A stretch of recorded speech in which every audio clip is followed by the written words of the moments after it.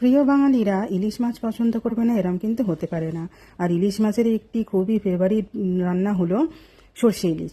সর্ষে ইলিশ রান্না করার জন্য আমি দু রকম সর্ষে, সামান্য পোস্ত, একটু নুন, কাঁচা লঙ্কা, একটু রসুন দিয়ে ভালোভাবে একটা পেস্ট বানিয়ে নিয়েছি।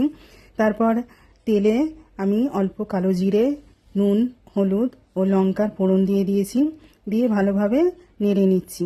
অন্যদিকে কিন্তু আমি ইলিশ মাছটা একটু নুন হলুদ দিয়ে 1 ঘন্টা মতো ম্যারিনেট করে রেখেছিলাম। এবারে বাটা মশলাটা আমি তেলে দিয়ে দেবো, দিয়ে সমানে কষাতে থাকবো যতক্ষণ না তেলের উপর উঠে যায়, ওর কালারটা চেঞ্জ হয়ে যায়। প্লিজ বন্ধুরা, যারা আমার রান্নাটি দেখছেন তাদের ভালো লাগলে লাইক করুন ও অবশ্যই কমেন্ট করে জানান। এবারে সামান্য জল মিশিয়ে মিক্সি গ্রাইন্ডারে ওই মেশানো জলটা আমি দিয়ে দেব কড়াইতে। দেওয়ার পরে আবার কিছুক্ষণ নাড়ার পরে যখন ফুটতে থাকবে, এবারে ম্যারিনেট করা মাছগুলো একে একে দিয়ে দেব।